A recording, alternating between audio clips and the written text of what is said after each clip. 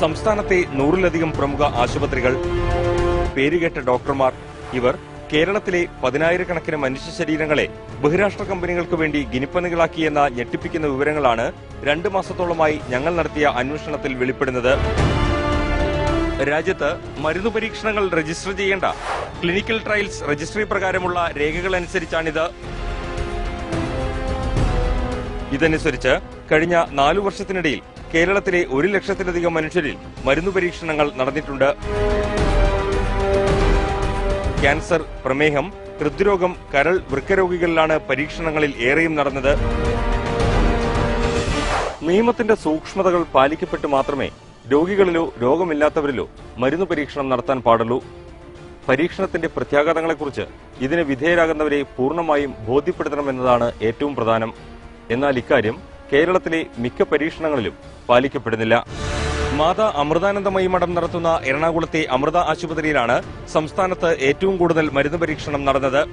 4 വർഷത്തിനിടയിൽ 81 മരുന്നുകൾ ഇവിടെ രോഗികളിൽ പരീക്ഷിക്കപ്പെട്ടു. ചുരുങ്ങിയത് 10,000 പേരെങ്കിലും ഇങ്ങനെ പരീക്ഷണ മൃഗങ്ങളായി. എറണാകുളം ജില്ലയിലെ ലേക്ക് ഷോർ ആശുപത്രിയിൽ 38, ലിസി ആശുപത്രിയിൽ 9, ലിറ്റിൽ ഫ്ലവറിൽ 9 പരീക്ഷണങ്ങൾ നടന്നതായി രേഖകൾ വ്യക്തമാക്കുന്നു.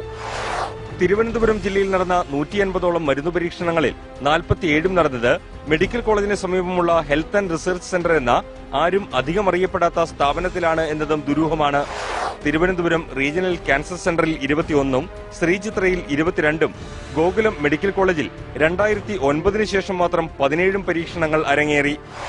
അനന്തപുരി ആശുപത്രിയിൽ 9, ജ്യോതിദേവ് ഡയബറ്റിക് സെന്ററിൽ 9, PRS ആശുപത്രിയിൽ 7, സർക്കാർ മെഡിക്കൽ കോളേജിൽ 11 പരീക്ഷണങ്ങൾ നടന്നു. Thrissur jubilee mission, west fort, elite, mother hospital എന്നിവിടങ്ങളിലായി 50-നടുത്ത് പരീക്ഷണങ്ങൾ നടന്നു. Palakkad Sai hospital, Palakkad diabetic centre എന്നിവിടങ്ങളിലും പരീക്ഷണങ്ങൾ നടന്നു.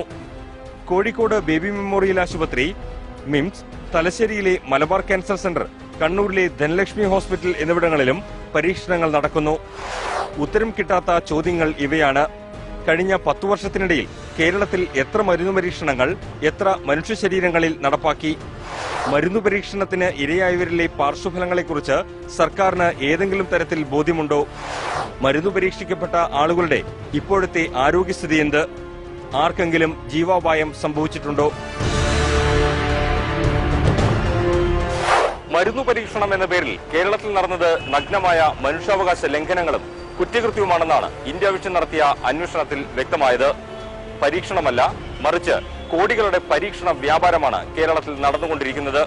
കഴിഞ്ഞ 10 വർഷത്തിനിടെ കേരളത്തിലെ സ്വകാര്യ സർക്കാർ ആശുപത്രികളിൽ നടന്ന മുഴുവൻ മരുന്നു പരീക്ഷണത്തെക്കുറിച്ചും വ്യക്തമായ അന്വേഷണം അനിവാര്യമാണ്. Cameraman S. സുരേഷ് കുമാറിനൊപ്പം PR സരിൻ, ഇന്ത്യ വിഷൻ.